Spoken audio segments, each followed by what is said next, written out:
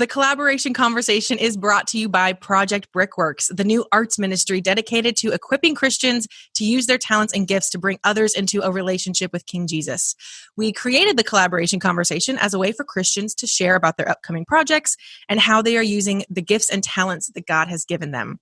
Today, we have a very special guest, Miss Sharon Lanier. Sharon is a wonderful actress that you may have seen recently on Miracle on Highway 34, I Still Believe, Summer of 67, and she's already played it, but her new movie coming out, she plays Rosa Parks in Son of the South, executive produced by Spike Lee himself. Sharon, we are so excited to have you. Thank you for joining us. Thank you for having me. We are elated that you are here, and you are a very busy woman, and so we are grateful for your time. So for our viewers who may not know who you are, will you just tell us a little bit about yourself and what you do? Yes. So, I mean, that's there's so many ways to answer that question. That's why it's so open-ended. We want it all. I know. First and foremost, I'm a follower of Jesus. I just honestly can't imagine life without him. I am also a wife. I have been a wife for 16 years, a mother of 3 boys aged 12, 9, and 7. They are currently upstairs, and I just hope they're quiet throughout this interview. Bring them on. We welcome them. You say that now. And I also am in the middle of balancing 2 careers. I work part-time as a nurse, and then I'm also an actress. I am, however, getting ready to lay down the white hat for a little bit. I'll still keep my license, my nursing license up to date, but I'm getting ready to just kind of put that to the side so I can focus career-wise on acting only. So, well, yeah. and I love that you're doing that because you have been very blessed with a ton of work, especially lately. And so I love that you're trusting God and, you know, I am an actor as well. And I have that other job, the one that you have to pay the bills because it doesn't always come around. And I'm just so excited for you that the opportunity has come for you to just put that to the side and focus on what you're doing to further God's kingdom through art. I just think that that's so incredible. And I'm so jealous, but really, really Thank you. It's coming, Sarah. It's coming. Yeah, someday. But so you just talked about, you talked about balancing all of those things. How do you do that? Obviously, it's going to change a little bit when you're able to put that aside. But right now, especially in a pandemic, I mean, what does life look like for you? What is it like to be a nurse during the pandemic? And balancing just all of the different things you've got going on. Yeah, man. I mean, balancing it all. I mean, before the pandemic was tricky, especially in the beginning. But then, I just kind of had to step back and, just take it day by day, constantly in prayer. But it's really a day by day process. Sometimes it's an hour by hour process because I'll have all these things thrown at me. And I'm like, whoa. So just slowing down and being like, okay, this is just be in the moment. Let tomorrow worry about itself and, keep going. That helps. With the pandemic, oh man. So I work on the postpartum unit. For those of you who don't know what the postpartum unit is, it's the unit after mom and baby delivers, you come to us and you stay with us your entire stay from that point on. And most of them, they will come anywhere between 2 and 4 hours after they deliver, they'll come to us. And so when the pandemic hit, we're not like an ICU floor or like a med-surg floor. So we're not like all that experienced with, all those respiratory issues and whatnot. And so it was a little like, at least for me, I don't know about my fellow co-workers. I was like, how are we really going to handle this? But I mean, it only took, at least for me, maybe like a week or 2 to kind of get used to dealing with COVID patients. And it's been smooth sailing. I have maintained a negative status with COVID, and a lot of my fellow coworkers have. So we've been really blessed. So we're working with COVID patients, but staying clear of the actual, virus. That's amazing. So just even staying kind of on that same theme, how about your family? How have you guys weathered this pandemic? When COVID first hit, obviously the kids were at home. In the first 2 weeks, just mentally, were like crazy for my husband and I, because that's the time that we use to get our business done. And that's our romantic time because he works like second shift. So he's home, doing that first part of the day. So once they were home with us, we were like, oh, I don't know, what do we do? But after getting past the first 2 weeks, we figured it out. And I actually really enjoyed them being home as opposed to being like, oh. But now they are back in school. So my particular county, I live in a suburb of Atlanta. My particular county is Douglas County, and they have the option of in-person learning or digital learning. And so we talked about it, but we decided to go with the in-person learning to send them back to school just because of how they were focusing, especially my younger one at home. Like he was still getting good grades, but like, he would like have his feet up on the like desk, just like, like you're not paying attention to what the teacher's saying, things like that, or, trying to run around and like play video games while they're learning. So we're like, okay, let's just send them back and we'll see what happens. But they've been great too. The social distancing's worked really good there. So it's been pretty good. So that's where we're at right now. Good. Oh, I wanted to ask you about auditioning in quarantine. So, okay, here's how I feel about this. I feel like even before the pandemic, everything was going to self-tapes. I mean, like we were self-taping all day long, but that has just exploded. You know what? Like, I mean, everything. There's no more in the room interaction. And we're going to talk about acting stuff later, but because, by the way, you live in Atlanta and I live in Chattanooga, there is no reason why we should not be getting together more often once the pandemic is over. I do concur. Yeah, that's like 2 hours. We're very close. And I did not realize but I wanted to say, like, what has that been like for you? For me, I'm such an in the room booker. Like, that's what I live for. And so I just wanted to talk to you real quick about your experience right now with auditioning. Has everything been booked from tapes? Are you going in rooms? What's that been like for you? Yep. Nope. Everything is digital. Everything. It's so weird. Even like rehearsals. I'm like, Totally. I think I have come to enjoy it more. I remember when we first did the shift on the East Coast, I feel like that might have been 5 years ago. Is that accurate? Maybe 6 years ago? Yeah. Maybe, I don't know, something like that. Somewhere. Yeah. And I remember being like so annoyed that we had to do these self-tapes, and I just wanted to get in front of the casting directors. There's, so much personable, and, you vibe off that energy. And I was like, what am I doing? Okay. So I conquered that, that bridge. And one thing that I really liked about self-tape is I feel like I became a better actor after that, because then I would sit back and watch my self-tapes, and I'm like, So before that, we weren't watching. So, they said it was good or whatever. We didn't really know what they're looking at. So with the self-tape, I was like, oh yeah, I can watch and see what I want to adjust if I want to adjust something. Yeah. But now that we've switched like completely to it, I feel like I have more control over my schedule. So if I need to record an audition at 1 a.m., 2 a.m., and they're telling, before they say you need to be here at 10 a.m. and you're going through Atlanta traffic, I don't have to do that anymore. I'm just going to go at 1 a.m. down to my basement and boom. So I like that part of it. But yeah. Well, and you are very personable. You have that light about you. I'm sure I've never been in a room with you, literally, but I can imagine from your personality type that you just would rock a room. You know what I'm saying? You would be very warm and friendly. And so there's just there's a part of being in a room during an audition process that is gold for me. Yeah. I feel like it's probably the same for you. So I definitely agree. Doing the self-tape ahead of time, like doing 2 or 3 rounds of auditions, like, well, let's whittle it down. 2 or 3 audition self-tapes, whittle it down to the final, and then go in the room. But I missed the room. Yeah. I agree, though. I do agree.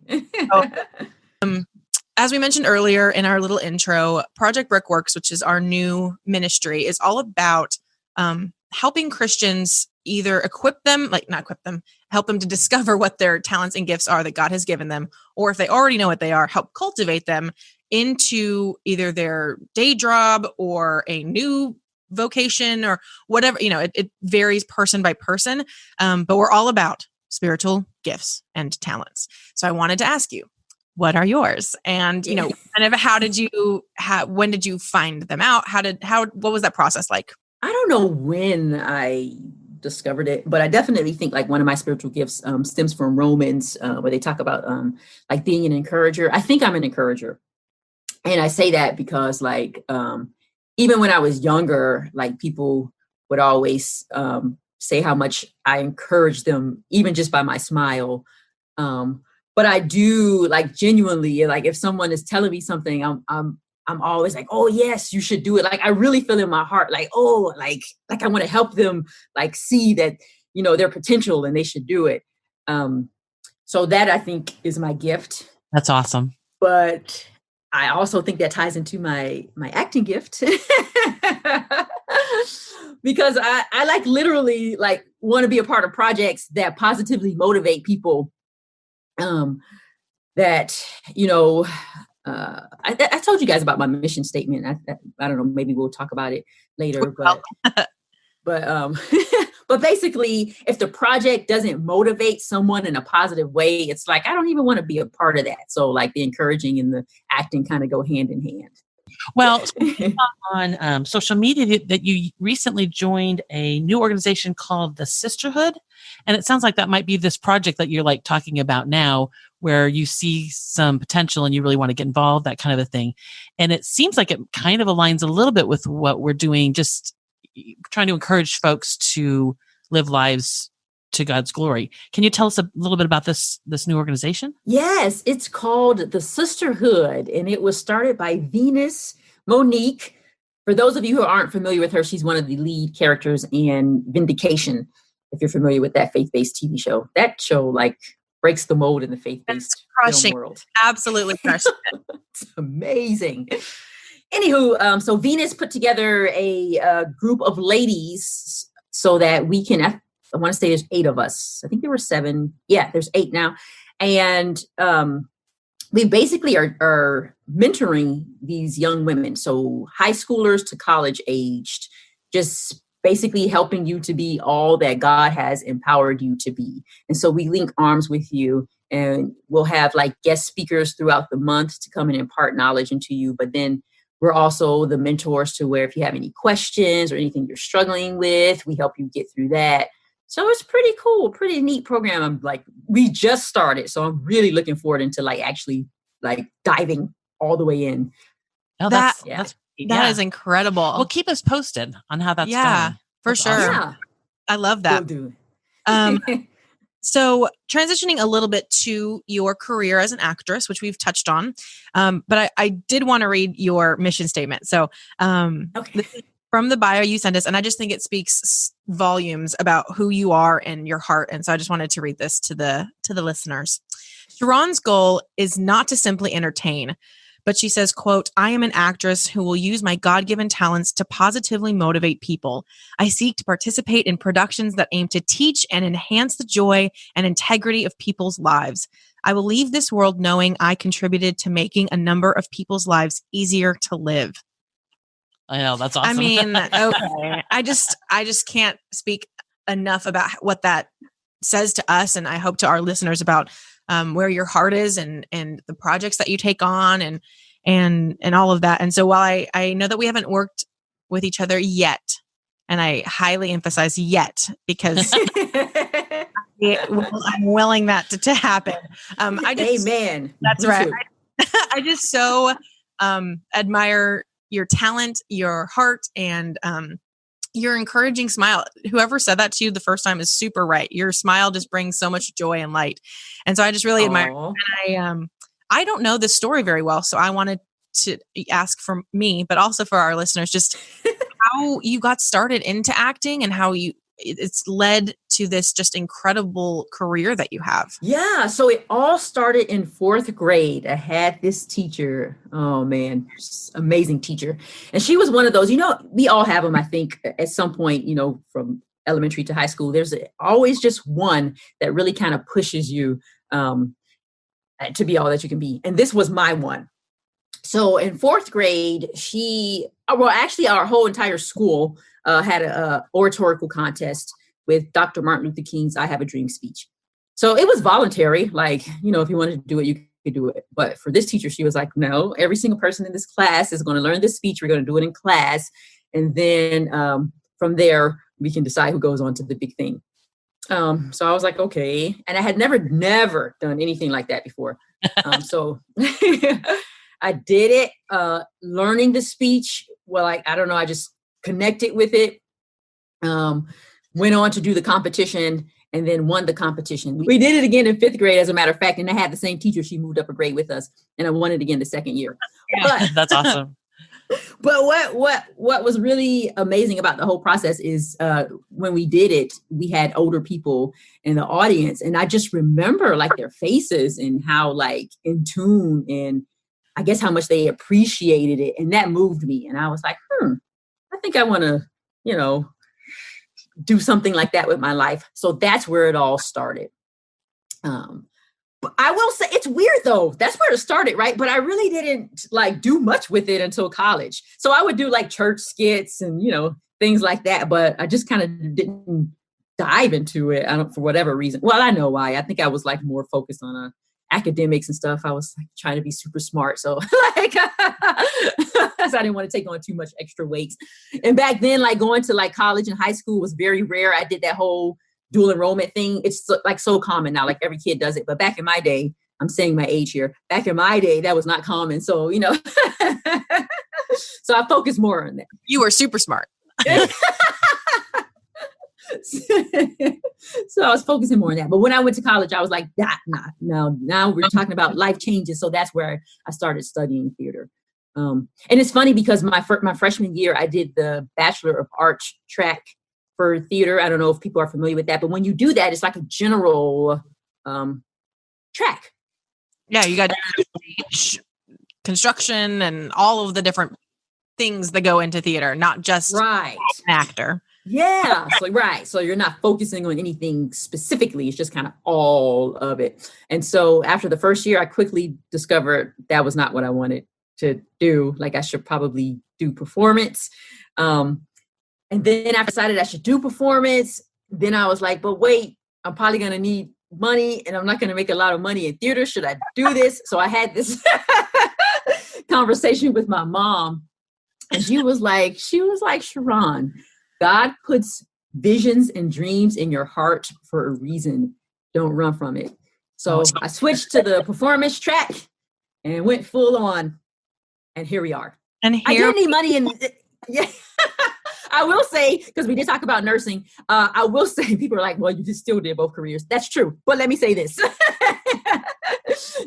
So I did do, and I did mostly stage for my first decade of life. Now, this not first decade of life, first decade after getting my degree was stage. This other decade has been TV film. But the first decade, I did mostly acting, but I was also a waitress. And that's just so I could juggle schedules, keep the bills, paid. When I decided to make an actual career change to nursing, that was because we had boys.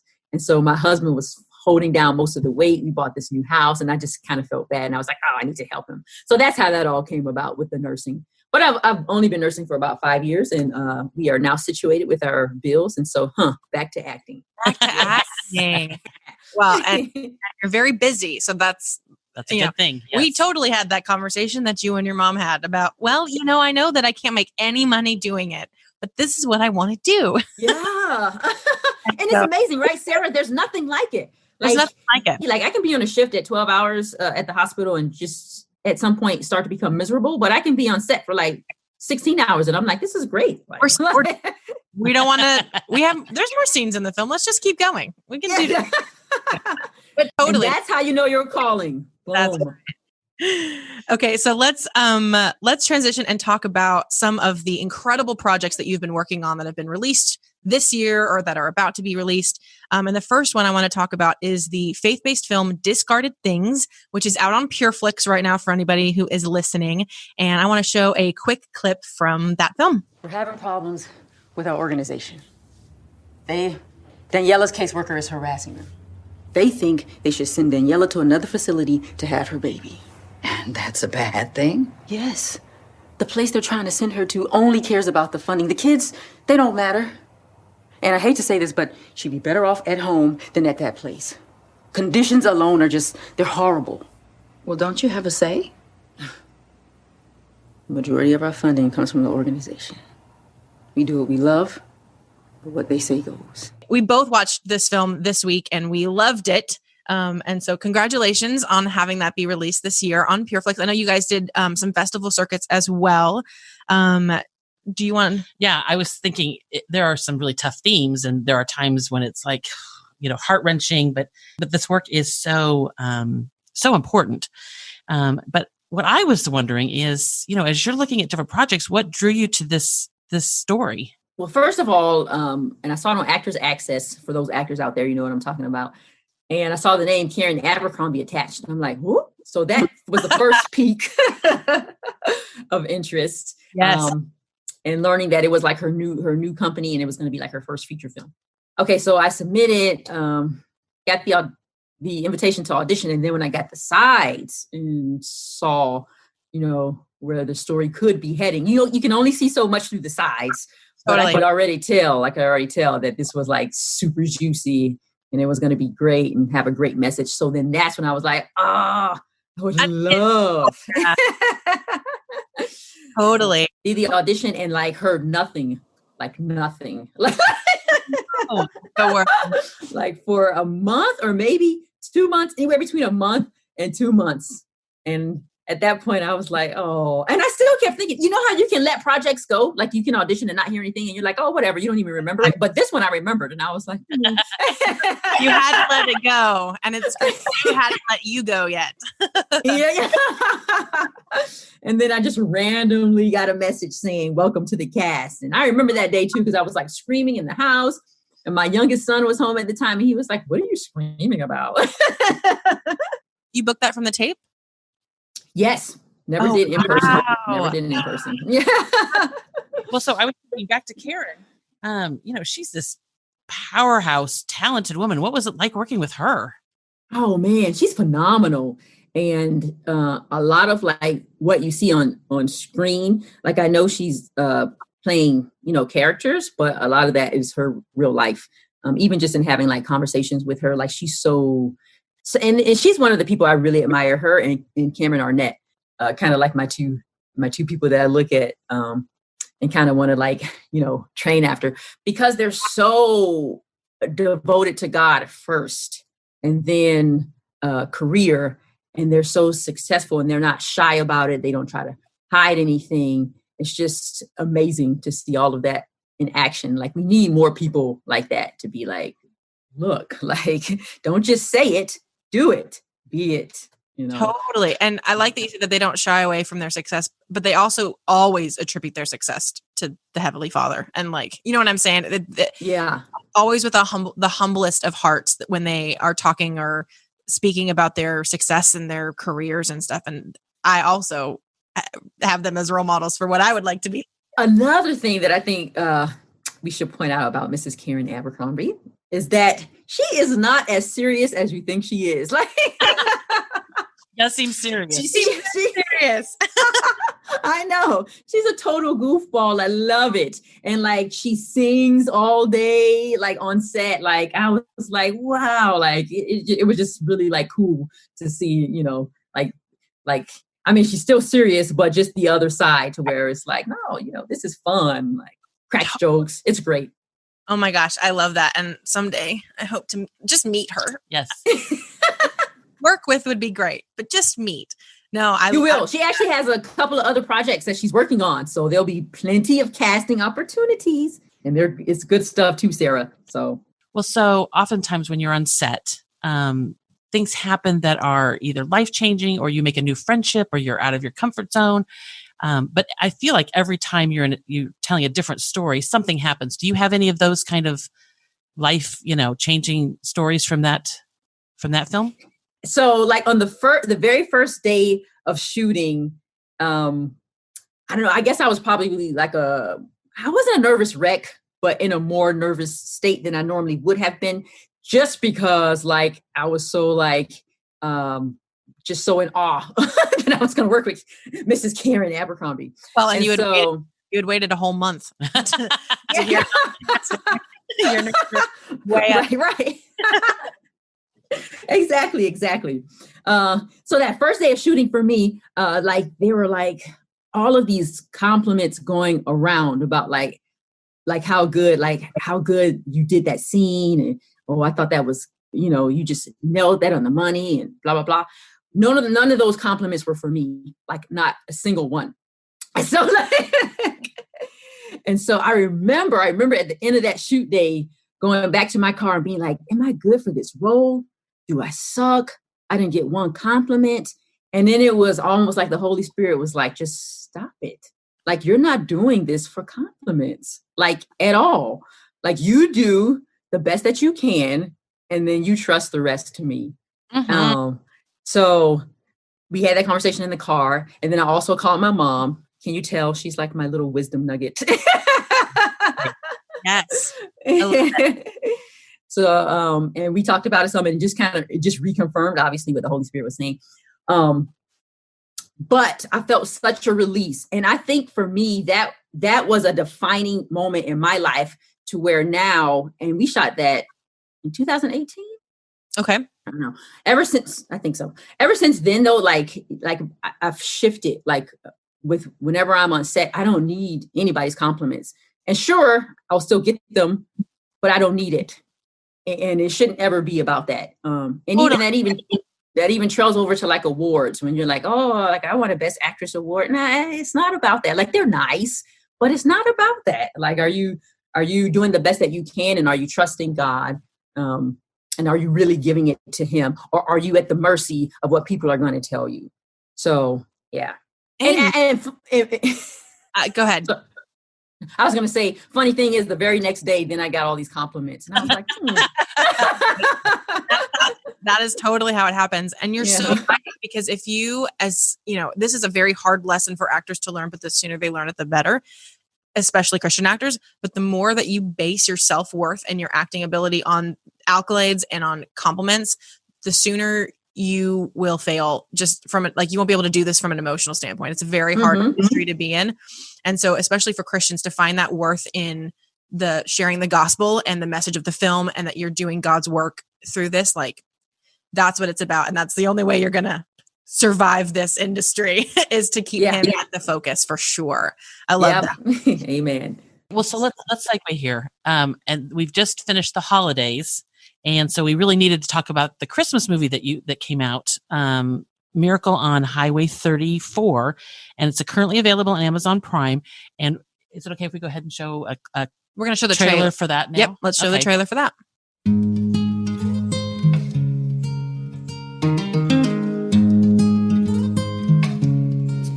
Why are you working the late shift on Christmas Eve? Well, that's a story longer than anyone wants to hear. Well, I got all night. To truck stop diners, to snowy nights, to the rich and the poor, to brave warriors, to strangers becoming friends, and to what this day is all about: love, second chances, redemption, and peace. Here. Merry Christmas, everyone.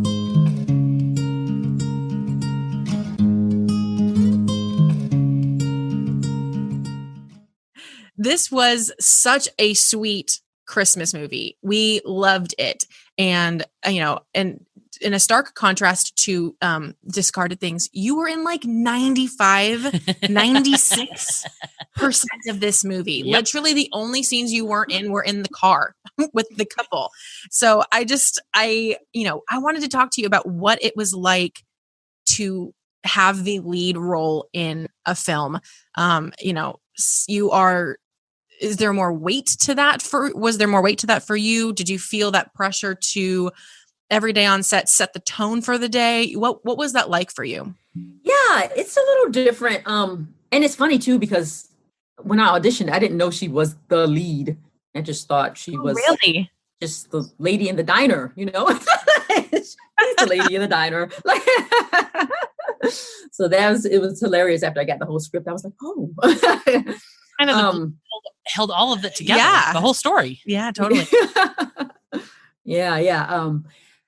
I mean, I loved it. I loved being trusted with the task to do that. And I was thinking about that. I don't know how different I approached my character. Her name is Liz, as opposed to like supporting characters. And I say that because like I always ask the questions like the who, what, when, where, and whys and all that. But when you're like supporting or like day players, definitely less. But when you're supporting, it might not have to go as much in detail, or it can, but you'll never see that really on screen. So with the lead characters, like you have to know it's very important that those questions are answered, because what you're doing, in scene 1 needs to make sense of what you're doing in scene 127. So just the extra weight of that, of making sure everything, the whole entire picture lines up with the individual choices in the scenes and why I'm saying this and why you say it this way, down the road, things like that. I think that was probably like the only major like thing to make sure, I was doing. But other than that, that's it. Like she said, I prepare the same for every role, Sarah. So when you're a lead, though, you are there every day. You work with each individual crew member multiple times. You know what I'm saying? Like not just from the cast perspective, but the crew. You're around the crew all the time. So I guess, can you talk to me a little bit about not so much the role preparation, but maybe just being on set as the lead versus being a supporting or a day player? What is there anything that you take with you on set that day as a reminder that that people are looking to you and that you are a tone, for lack of a better word, tone setter? Yeah, that's a good point. Yeah, just trying to make sure that you stay positive, because certain things might happen, and if you're only there, part of the time, you could just leave and be like, well, whatever, I blew it off.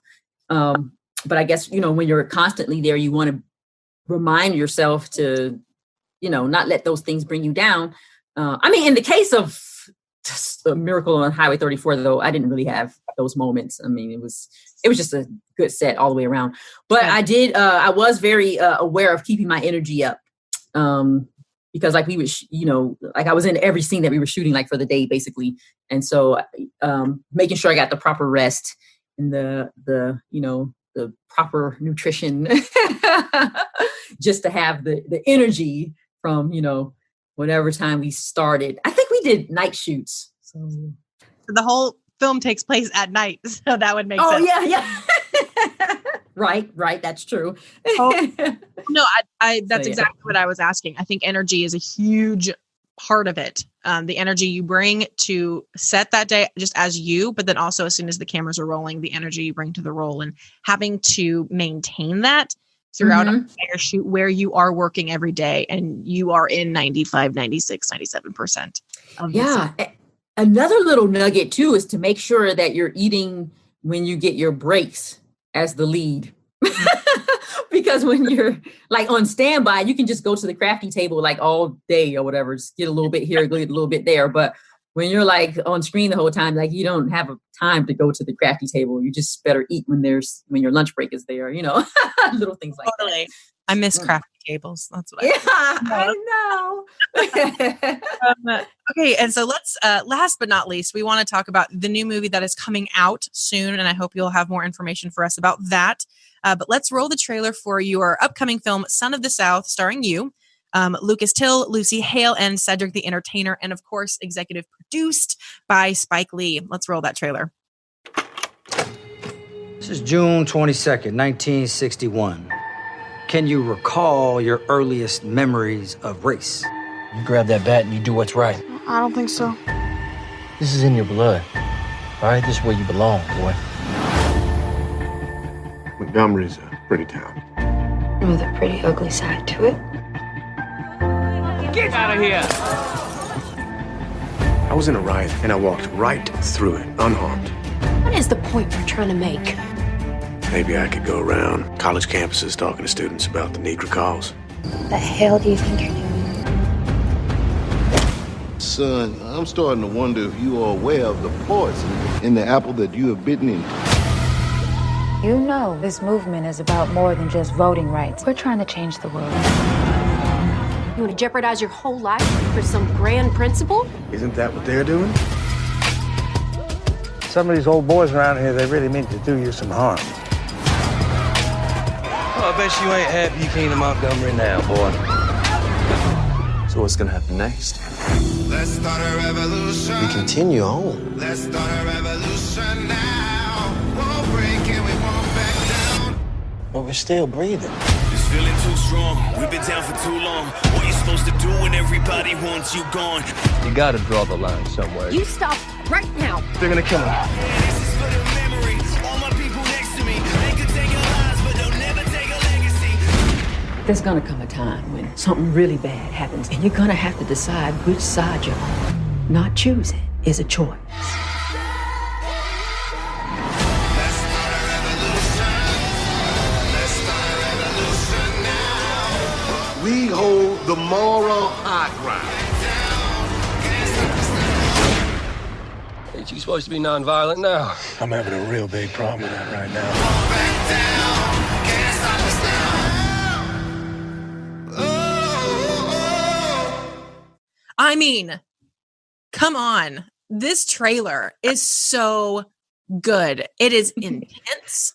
It is inspiring. It's all of the things that you want a film to be wrapped up in one. So first of all, congratulations on booking this film. What an incredible opportunity. Thank you. I appreciate that. And it was incredible.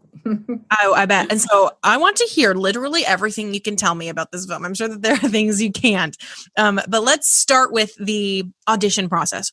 What was that like? You know, you've been in so many different productions that have so many different budgets and different production companies and different genres. So doing a film with this kind of team behind it, what was the audition process like here?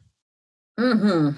So first of all, Sarah and Miss Diane, I want to say it was so weird because it was like a dream come true to a dream I didn't know I had. Oh, that's awesome. So once again, I saw the breakdowns for Rosa Parks on Actors Access. And I was like, that looks cool. It was like a little older than my age range, but I was like, I'm just going to submit. You know, the worst that can happen is they just don't invite me to audition. Always should. See, right? So I submitted, got the audition, did the audition, and by the end of the week, I was booked. This is no in person again. I'm like, wow, they're really trusting us off of these digital auditions. And so here's the thing. Because I had seen it on, you see like major projects on Actors Access, but a lot of times they're not as major. So I guess in my mind, because I saw it on Actors Access, I didn't realize how big it was going to be. I don't even know if they like listed it like Spike Lee's name in the breakdowns. For whatever reason, I didn't know it was going to be as big. And so after I was cast, I remember the casting director saying, "Oh, this is going to be a pretty big film." And she starts naming off these names, and I'm like, I don't know anybody that she's naming. I'm like, oh, okay, yeah, that's great. Cool. But then I get on set and then like these people are telling me what they do. And actually I had looked up some before after she told me the names. And I'm like, oh, wow. Like that's MacGyver. Like I just wouldn't have known. I don't watch that much TV, disclaimer. And so, and so when I get on set, I learn more about what some of these actors have done. And they're so humble. Like nobody has a big ego. And they're just telling me what they're doing and not with like, oh, you should know. They're like just literally like wanting to share their projects with me. And so I realized it's a pretty big deal. I knew some people, like I knew Cedric the Entertainer, Brian DeHaney. So I knew some people, but obviously Spike Lee. He was on set. And the director, Barry Alexander Brown, he's worked with Spike Lee since, I don't know, Do the Right Thing, like back in the 80s. So they've been working together for decades. So anyway, so after I get on set, then I realize, okay, this is a big deal. And so I was sitting down eating one day and I was talking with the director. And so I just asked him, asked him, I was like, okay, so, and by the way, they're flying people in from like China, England. And I'm like, how did I get in the mix? Because I've done some things in the like Hollywood world, but it's like smaller things, like they play a roles or whatever, extra, not like, this. And so, and so I asked Mr. Brown, I'm like, so how did you choose me? He's like, well, Sharonne, your audition was good. I'm like, no, I know. It's got to be something. And so he goes on to tell me. So he says, okay, I'll be honest with you. I had a big name attached to play Rosa Parks. She couldn't do it because she had other time commitments. So we decided to search locally. So we filmed in Montgomery, but the Atlanta market is considered local, right? Or at least modified local to Montgomery. So he said, so that's how your name kind of came into the mix. And he said, I was looking at all the auditions and I was like, yeah, that's good. He said, I got to yours. And I was like, that's her. Cast her. So they cast me, right? So then look, here's the God part, how I know like God is like totally involved in this thing. So he said that like 2 days after they told me I had the part, now mind you, 2 days later, I still hadn't signed a contract, a deal memo, nothing. This was all just like on the phone or like email, we want to cast you, whatever, but not like the official paperwork. So he said 2 days later, the big name came back and said, I clear my schedule. I can do it. But he told them, I have somebody. I was like, what? Like, that is such a God thing. Like, oh my gosh, that's incredible. Like, and Sarah, you probably know as an actress, like you can be on set and they can pull you out like right then while you're on set for different reasons, whatever reasons they come up with. Now they still have to pay you, but they can still pull you like while you're there. They'll be like, we're going a different direction. Like it's happened to so many people that I know. It's not even funny. So the fact that, we hadn't signed any paperwork and he still was like, no, you're her.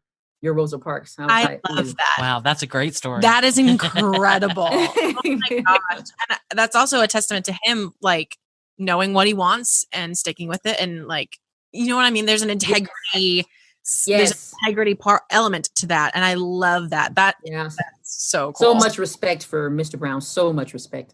Totally. We can see from your IMDb that you've been involved in a ton of projects. And this one seems probably a little special. What was it like working with this cast and crew? Well, like I said, like everybody was so open and so humble, but I just liked, because it's based on a true story. For the listeners who don't know, the story is about Bob Zellner, who is a civil rights activist. He's still alive to this day. A civil rights activist whose grandfather was a member of the Ku Klux Klan.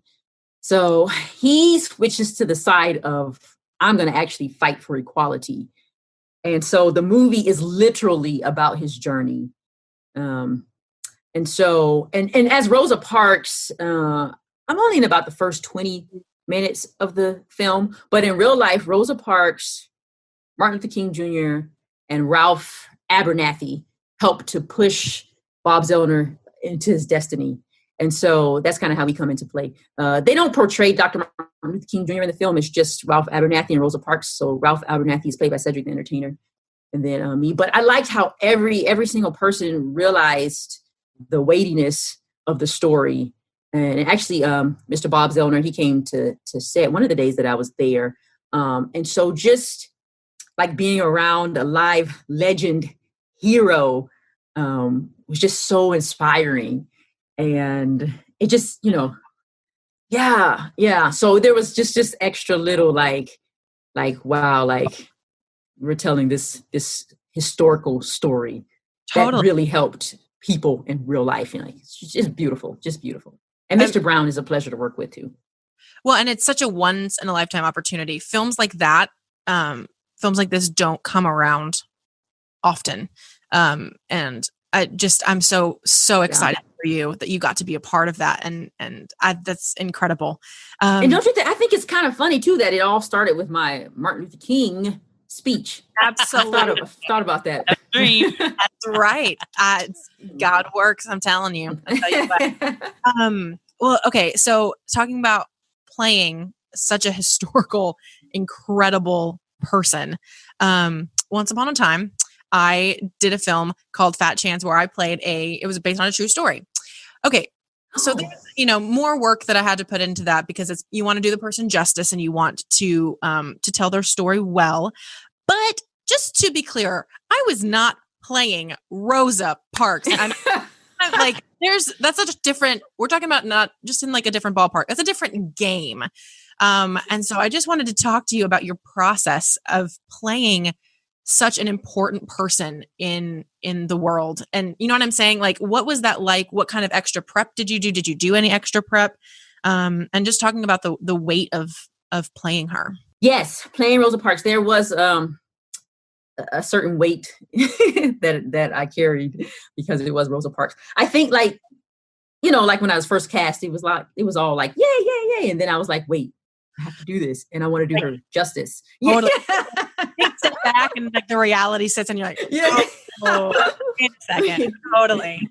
Yeah. And then I had that moment, again, I'm human, of like, oh no, what if I'm not good enough? The people, her family members, they know her inside and out. What if they watch this movie and they think I sucked?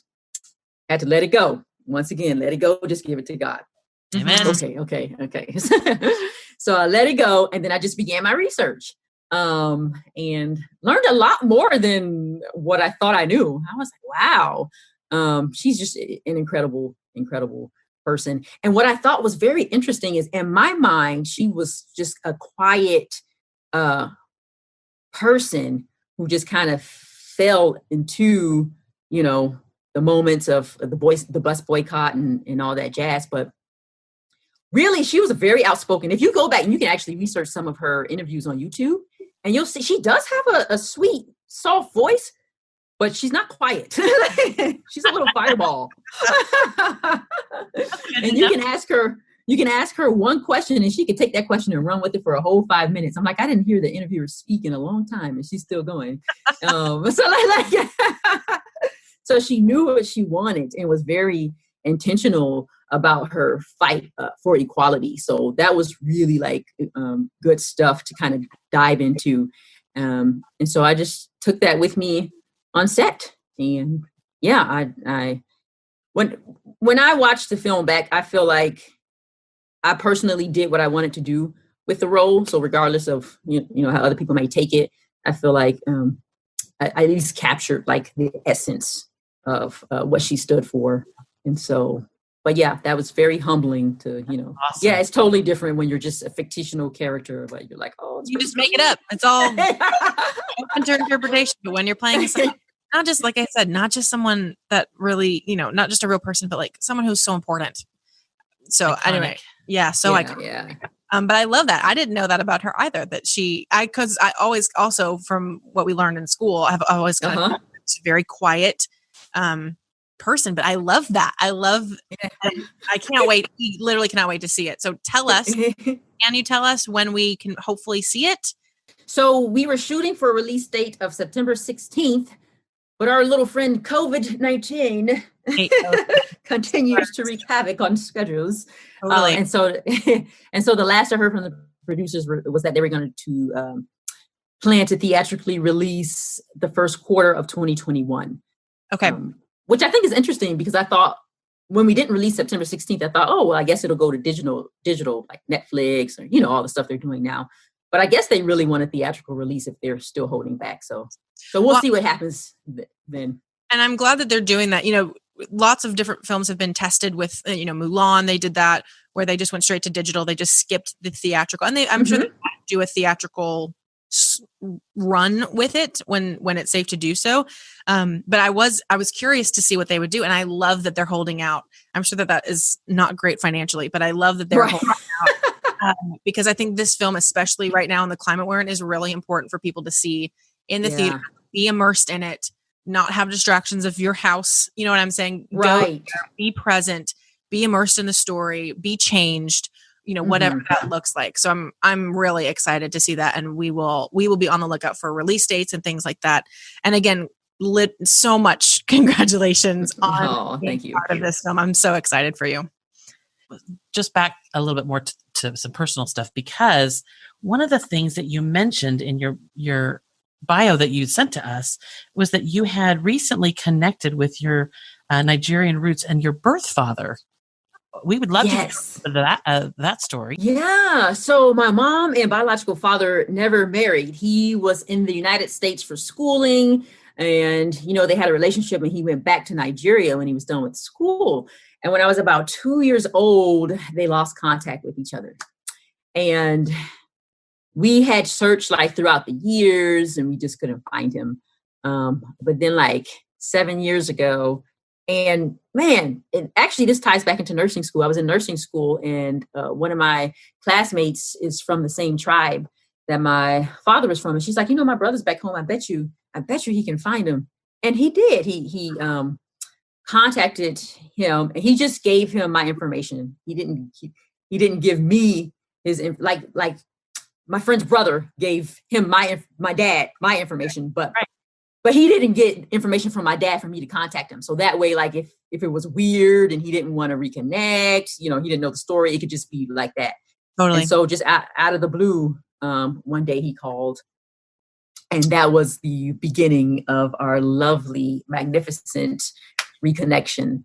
And so that was about 7 years ago. And he is actually a pastor, and I have 4 siblings through him. But he said all of this time, like he said, he never for 1 minute forgot about me. He had been praying throughout the years that we could reconnect. For whatever reason, he couldn't find me either.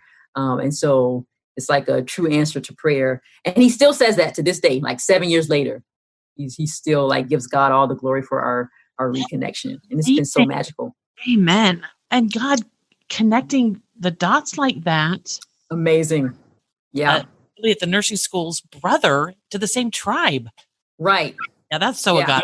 Yeah. Yeah, I know. That's a miracle. Yeah. Like, that's incredible. That's I love that. Well, thank you very much for sharing that with us, because I'm sure that's got to be such a story that you hold near and dear to your heart. And I just think that speaks volumes to what God can do. And I just think that. And we went to Nigeria last year. I don't know. For whatever reasons, I get my years mixed up. It's 2020 because 2020 has flown by, and it's it's a pseudo year, like not even real.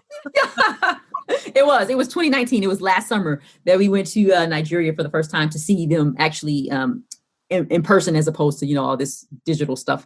And it was so good, because it was like when we were in the airport, I promise you, there were like all these people. And then when he came like walking towards me, it's like they all disappeared. It was like a movie. And then we just did this like nice long embrace. It was so beautiful. That's such a sweet story. I love that. So beautiful. Sharonne, thank you so much for joining us. You have been so wonderful to talk with. I hope that our listeners, just like we can feel and sense and hear your heart and your passion for the Lord, and for doing what he has called you to do, to bring him honor and glory, and to share the good news of King Jesus. We're just so honored that you joined us today. Oh, thank you for having me and giving me a chance to voice where I stand. And we will meet someday when it is safe to do so. We call it done. Yes, and we will work together.